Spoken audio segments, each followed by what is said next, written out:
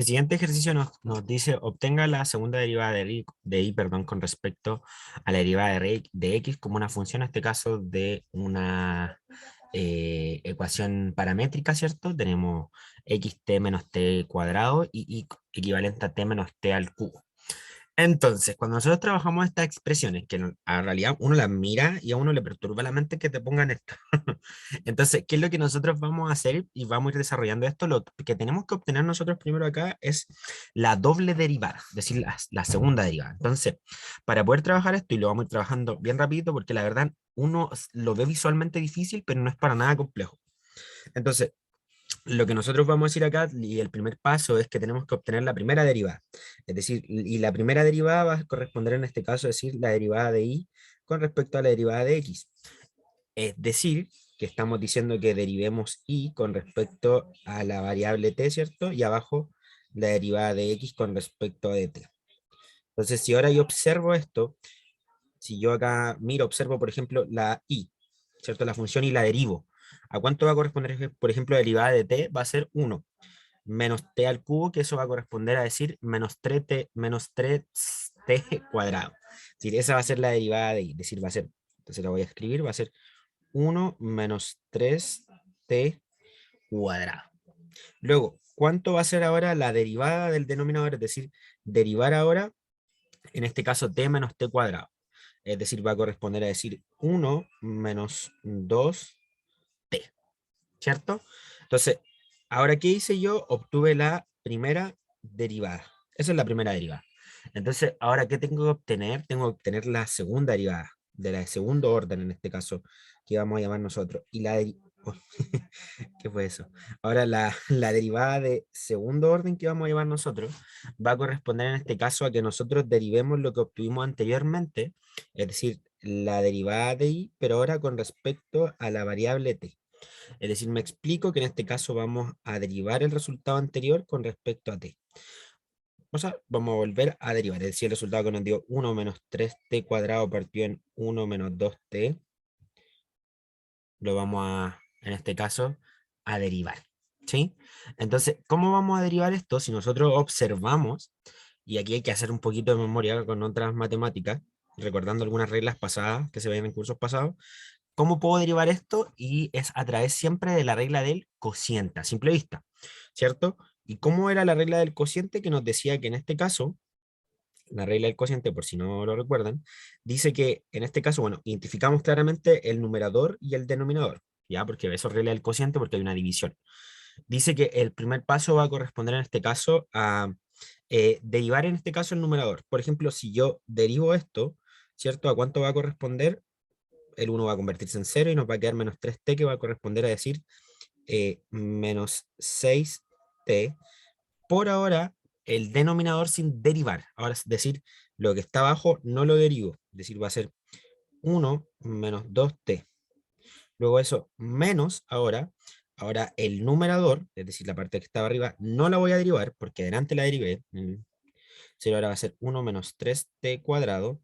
Pero ahora esto sí yo lo voy a multiplicar por el denominador derivado. ¿Cuánto va a ser la derivada del denominador? Va a ser menos 2. Y todo esto siempre partido en este caso por el denominador al cuadrado. ¿Cuál es el denominador en este caso? Va a ser 1 menos 2t al cuadrado.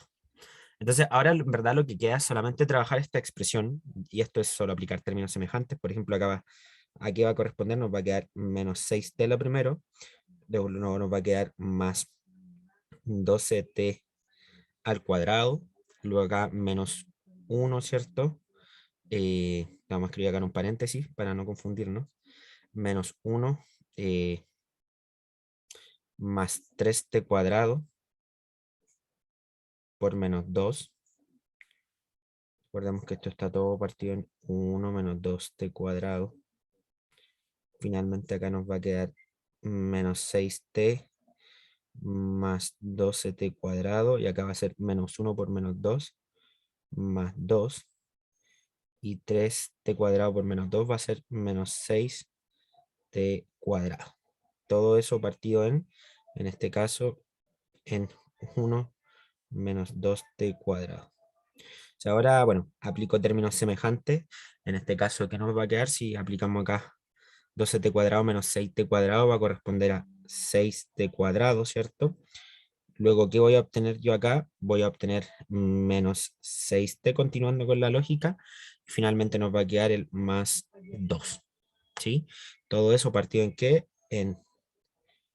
Eh, Mira, estaba viendo que acá ingresé el t cuadrado adentro, pero bueno, todo partido en... Ay, se me borró. Ahora sí. Vamos a hacerlo más bonito. Todo esto partido en... Ahora sí. eh, 1 menos 2t, ¿cierto? Al cuadrado, que eso era lo que decíamos nosotros.